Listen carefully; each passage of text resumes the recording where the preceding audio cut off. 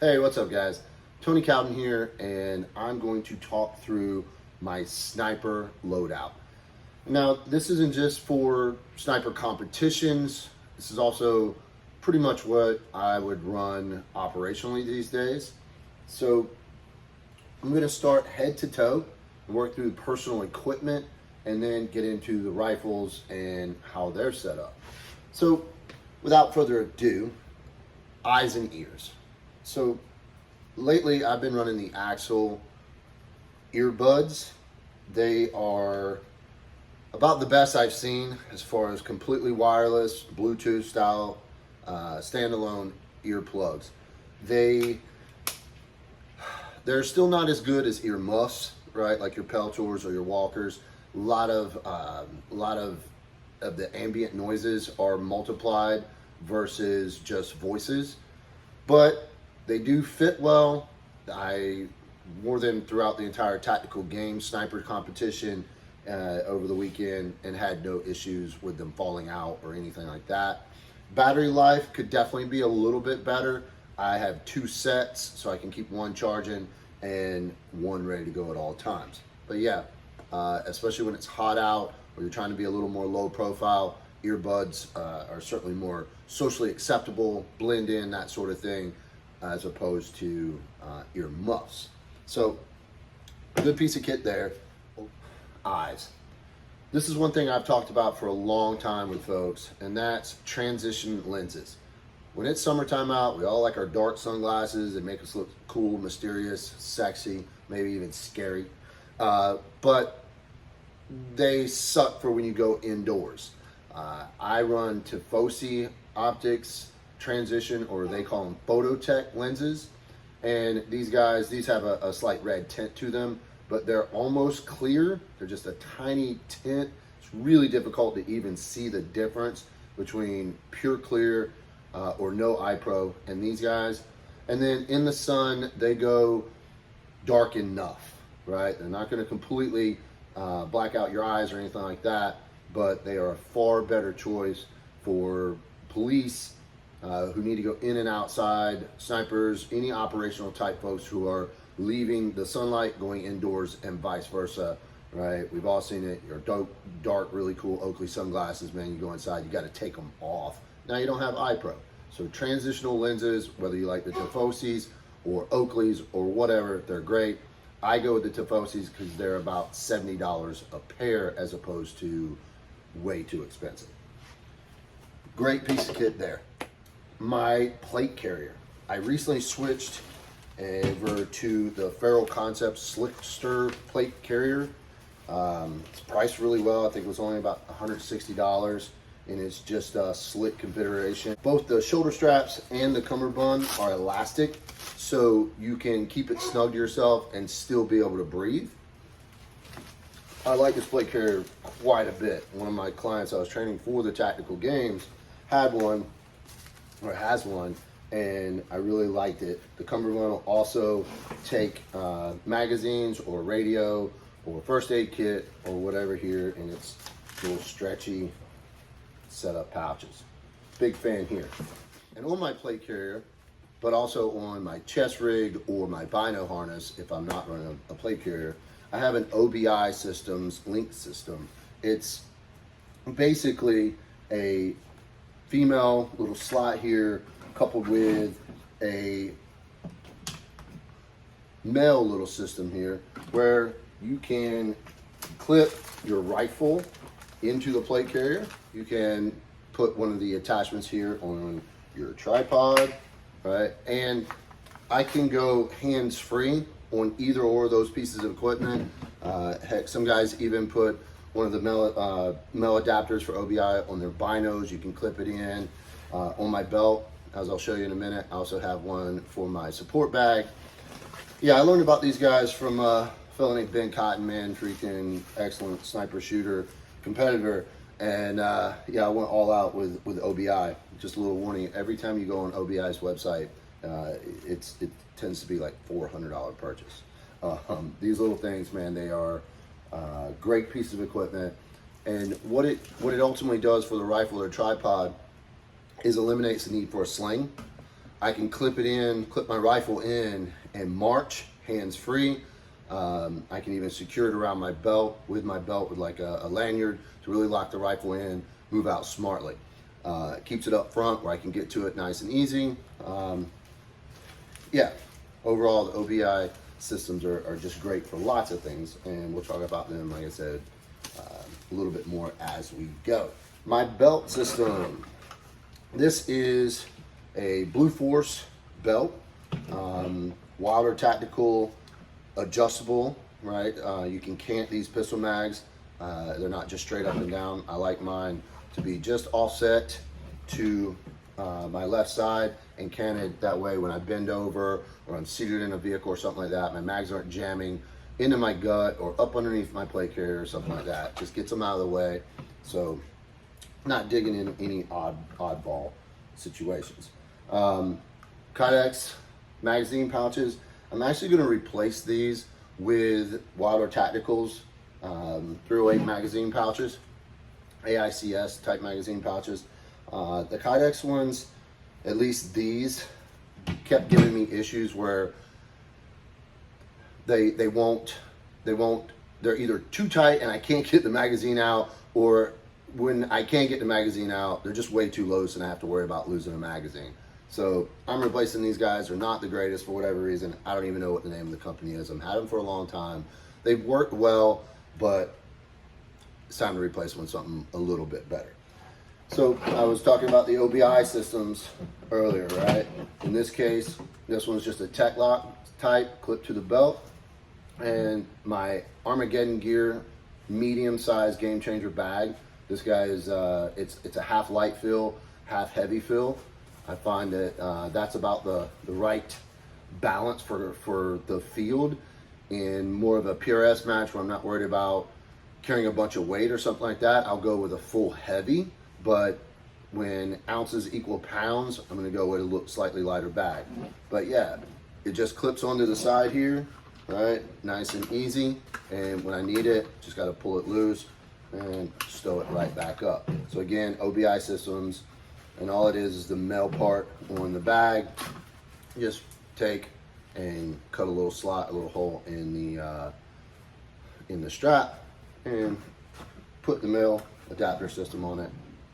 All said and done, easy peasy.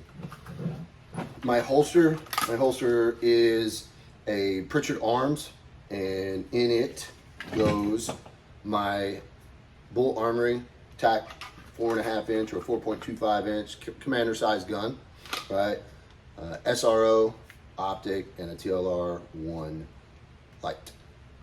But yeah, I do run the Safariland. I think they call it the QLS or something like that. The fork type holster hanger, so I can switch out holsters nice and easy anytime I want to. If I have to switch over to use an issued gun like the SIG or a Glock, right, I can just pull that out, slap in another holster that holds those guns, or that is for those guns. Little fanny pouch. In my fanny pouch, sometimes I might throw my binos or whatever in there, my medical kit, that sort of thing. Yeah, it's just a multi-purpose pouch. When you're working with a team, sometimes with the laser rangefinders on the guns, right, you've got an optic, magnified optic. Sometimes I'll put my binos in the back if I need them. I ask my partner to hand them to me. I like to keep my chest plate as slick as possible for climbing over stuff and that sort of thing. Put my binos up front, can get in the way. Of course, that's also very mission and or stage dependent. So that's what that bag is there for. Again, that's my belt setup. In my backpack, so I like to run as small as backpack as possible. The problem with big backpacks and adding pockets to rucksacks and all that kind of stuff is the bigger the backpack, the more stuff we will put in there, and therefore, right, more ounces equaling up to more and more pounds. Trying to stay as light as possible. I want all my equipment to stay as light as possible so I can have my rifle be a little bit heavier so it's a little more stable when I'm shooting, right? So it's always a trade-off, looking for that sort of stuff. So in this case, man, this is just a cheap outdoor products. I think the name of it is that you find at Walmart. It's just, like I said, a lightweight little day pack. And in it, in like the outside pouch, if I don't have my binos in that fanny pouch, I can put my binos here. So if my sniper buddy can't get them for me, I just take my backpack off, boom, there's my laser rangefinder binos. I'm a huge fan of combining laser rangefinder and our binos into one piece of kit. Mono laser rangefinders typically only come in like 7 powers, are hard to stabilize, etc., etc. Binos, true observation piece with a laser rangefinder all included. In this case, the Vortex Furies, I've been using them for a couple of years. They're great, no issues with them whatsoever. I have 3 sets of them. Students use them, etc., etc. No issues with them whatsoever. These are the ones with the Applied Ballistics software in them, so I can actually use them to get my firing solutions if I want or need to. In this past weekend's competition, I was teamed up with Melissa, and she was running her new set of Kilo 6s. These are the new SIGs Kilo 6s. They are the 10 power versions. The smaller objective level ones are a little bit smaller, a little bit lighter. I am a big fan of these, definitely. Like I said, considerably smaller than a lot of the other 10 power binos on the market, and they work really great. The reticle is nice and true as far as like where you put your target, where the laser goes. They laze accurately all the way to, for me, I've lazed accuracy with them all the way about 2,200 meters. Just happens to be as far as something I could laze out here on the East Coast. But yeah, another great piece of kit there. On my binos, I put an ARCA adapter. This is a Really Right Stuff ARCA adapter. So that way, when I do want to use my binos just as an observation system, right, I can slap it on my tripod, leave them there nice and secure in my ARCA mount on my binos, or on the tripod. So let's talk about a tripod. This is the No Name version 2 tripod. It's a nice happy medium tripod, a little on the heavier side, so a little bit more something that I would carry in the urban environment or in a competition environment, where an extra pound or 2 on my tripod and ball head aren't going to weigh me down or slow me down, because the movement's not as far like it would be on a reconnaissance or even a hunting trip, right? So a little bit heavier tripod than I would run in that world, but in the competition and urban sniper environment, I might as well run something a little bit heavier, a little bit more stable. So this is a 44 millimeter ball head. This is a combo quick clamp here. This one's made by Sunway Photo. They're not very expensive. It will take ARCA and it will take Picatinny, and it's adjustable, because let's face it, not all Picatinny, not all ARCA rails are exactly the same. So I like this, the fact that it'll do either or. So like in this case, my rifle is ARCA, right? It has an integrated ARCA rail on its chassis.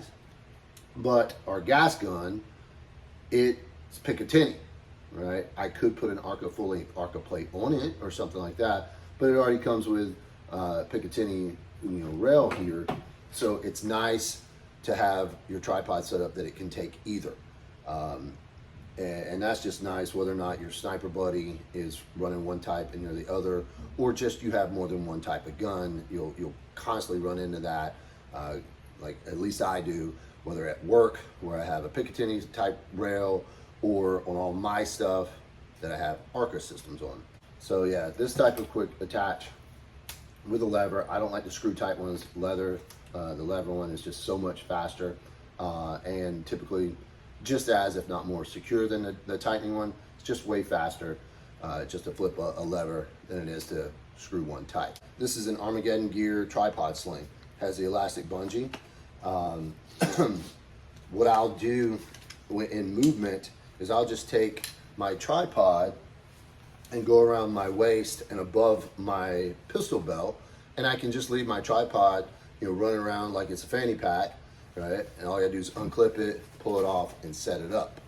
A lot of guys run their tripods on their backpacks, and it requires them taking their backpack off to get to it. So running around your waist can easily, or makes it easy for you to get to your tripod. Now, the downside is if you're trying to go through a narrow hallway, or climb a caged ladder system or something like this, you got the full width of your tripod, sticking out one side or the other of you. So you may have to take it off, throw it over your shoulder, something like that, or clip it into your OB-Link system on your chest rig or plate carrier. So that's how I approach my tripod. I like to have different options as far as how I can wear it, because like I said, terrain and whatever obstacles are in my way may require something a little different, right? We always say that the bad guys have a say, right? But also the mission and our terrain and any obstacles also are a variable in that equation. I keep notepad and pen in there for taking notes, drawing sketches, anything like that I might need to do in a competition, just taking down stage notes or anything like that.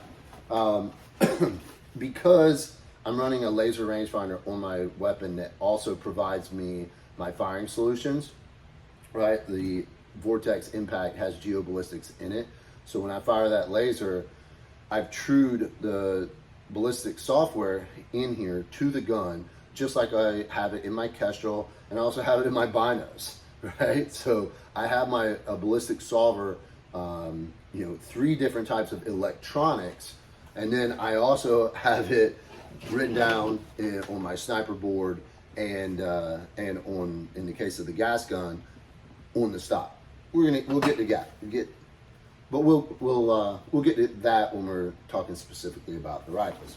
But yeah, in my backpack, because I have the different solutions, my Kestrel, I decided to just throw it in my backpack. I can get to it if I need it, if everything else fails. But yeah, there's my Kestrel. My extra ear pro. And then that's all outside, easy to get to type stuff. Inside, extra ammo, first aid kit, tool kit, right? This is actually my full Fix-It Sticks kit. I will typically have just the tools that work for my gun. Every single bit that I need just for the gun, optic, and of course a suppressor tool, that's all I'll carry in a tool kit. And of course a multi-tool, so you have a pair of pliers or something like that. Extra ammo, medical kit, and of course hydration bladder. But that's it for my backpack. Like I said, I like to keep my backpack small as possible. Of course, as you get into colder climates, you got to have a bigger backpack, et cetera, et cetera. But keeping your backpack small will help you remember to not overweight yourself with a bunch of extra stuff. All right.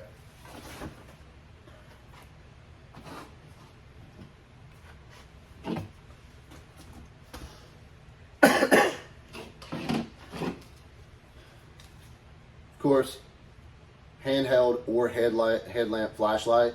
This came in handy at sniper competition we just did last weekend down at GTI in South Carolina, going indoors, outdoors in their facility. Lots of pitch black darkness, right? I'll just take my headlamp, wear it around my neck if I need to move it my head or something like that, for hands-on type work. But just moving through a structure like that, just wearing it around my neck. And I'll typically wear it upside down for a better angle, because when you wear it right side up, the way it's supposed to go on your head, it'll typically point just down at the ground. So if you take your headlamp and put it around your neck, but upside down, right, it'll give you better broadcast of light for moving through dark stairwells, tunnels, just any type of just general movement where you just need a light to see where you're going. Of course, in the tactical setting, we want to use one that also goes to red light, not just white light. So that's my headlamp. The rifle. So this past weekend, I shot the primary rifle, so the bolt gun. This guy is a Stumpy's Custom Guns built tuber precision action. This guy's chambered in .308. I'm shooting .308 this year because I'm shooting more military type sniper competitions, and when you're shooting military sanctioned sniper comps, you're going to be shooting .308. So I'm shooting a little more .308 this year. Decided to do it in this last weekend's sniper comp, or the Tactical Games Sniper Challenge as it was, and they had said straight up the furthest target was only going to be 800 yards, and I was like, okay, well, .308 works just fine for that. I'm not going to get any big advantage by shooting 6.5 or 6 Creedmoor, something like that. So Proof Research barrel, and then Sonsrico Scythe, the titanium guy, trying to save as much weight as possible. This is an MPA, Masterpiece Arms, ultralight stock. It's puts this gun weighing in just right over at like 11.5 pounds. So, trying to save weight there. This is a Leupold Mark 5 to 25 with their PR2 reticle. It's kind of my go-to these days between the Mark 5s and the Mark 4s.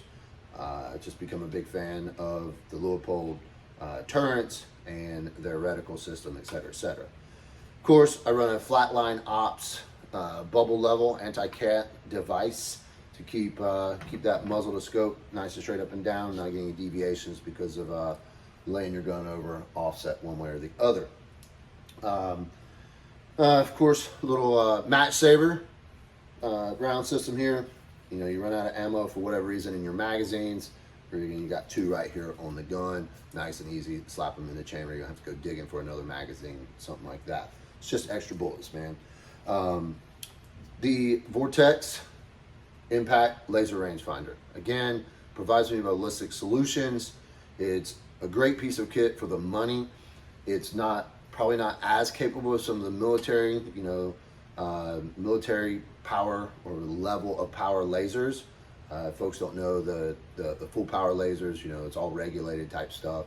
But for civilians right now, the Vortex is, man, it's just continually proven itself to me. I have 2 of them, and man, they work. They get banged around, they hold their zeros. Nothing but impressive there. And for the money, they're a good piece of kit.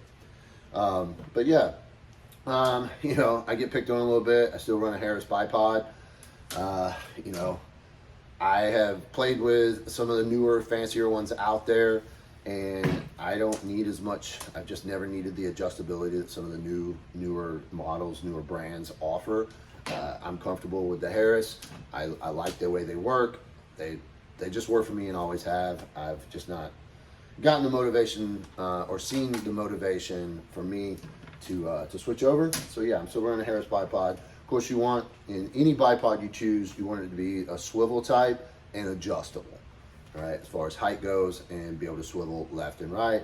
And you're always running it just tight enough to where it's not gonna fall over on you, and it takes a little bit of effort from that firing hand to get the gun over and nice and level. Yeah, so that's kind of the overall setup of my bolt guns. I have almost this exact same gun in 6.5 Creedmoor, 6 Creedmoor, 300 PRC, and 7 PRC. I like this chassis setup. The tuber actions are tough. They're a little heavier, a few ounces heavier than a lot of offerings out there for actions, but I'm ruffling stuff, and this is what Lee, my gun builder, thinks I should run. Not had any issues with them where I have broken other actions. Yeah, so that's my bolt gun in a nutshell there. The gas gun. So this is a Type A contractor. It's a 16-inch gun. We were running a suppressor, the Velos, Sonsrico Velos 556K. Their Shorty 556 one. Ran a Shorty, just saving a little bit of weight. The Shorty versus the long Velos seems to be just as quiet. It is a low pressure or flow through style suppressor. Like that guy a lot. Type A rifle, very, very, very smooth rifles, man. This is one of our favorite. It's the longer gun. We were shooting 75 grain, or are shooting 75 grain Hornady loaded by AAC. In this case, for the match ammunition, Razor 1 to 10. So the tactical games competition we just shot required that the secondary shooter, or at least one of the shooters, can only have up to 10 power. So Razor 1 to 10 is by far the best 1 to 10 power scope available. The reticle is nice, it's got a full mil reticle, etc., etc. So that's why it's on here and not something with more power. Why they require a low power optic in a sniper match, I don't know. A sniper would never limit him or herself to only 10 power when, a 3 to 18 or something like that is much better suited for the 5.56. But it was their rules. That's why this scope is on it as we speak. Again, the Vortex Impact Laser Rangefinder. These guys are nice. I didn't really show you here on the bolt gun. I have it set up where I can just actuate the laser, fire the laser with its trigger here with my thumb. On the gas gun, we moved it to right here, so all you have to do is hit this little button, fires a laser, and then here on the screen gives you ballistic solve and for elevation, and also obviously the range. The B5 adjustable precision stock, and they're hard to beat. Actually, I can't think of any stock that even compares to the B5 as far as its adjustability and its function, right? Easily adjustable cheek pad and shoulder pad here. So no matter which one of us hops on this gun, all I have to do to get set up on it is just extend the stock here, and it goes from fitting Melissa, who's much smaller in stature and size than myself, to fitting me, nice and quick like. So if we did have to switch guns, right? And in some sniper roles and some sniper competitions, they do force you to switch guns. So you always want to be able to shoot your partner's gun. On that, our data boards, while we have the laser rangefinders that can give us our distance and our elevation, our firing solutions, the binos gives us our distance and our firing solution. The Kestrel can give us a firing solution. We still run our data cards. They're written out for the elevation solution at every 50 meters. I took them from the Kestrel, right? I plugged in 88 degrees. I knew that would be pretty darn close to what we were shooting in, and that's how I derived this. Just pulled off the range card out of the Kestrel. So for me, I was running it on my wrist here, right, on a data board. On the secondary gun, we actually taped both the secondary gun's data and my gun's data to the stock. So in case my laser rangefinder, shit the bed for whatever reason, she can laze for me and then give me my dope if need be, right, all while I'm doing something else, right? It's a constant redundancy. It's not just if one fails and we have to switch to the other. It's so I can be a spotter observer for her with all the information I need. Her data, my data, I've got it all. I have a way of giving and providing my shooter everything they would need as an observer, and vice versa. We can switch those roles out. So that's why there's so much redundancy here. Not just, oh, this piece of equipment failed, that piece of equipment failed, right? Like clearly we have a pace plan for all of that. These guys, binos, Kestrel, and then ultimately this, right? That's for a failure of equipment pace plan.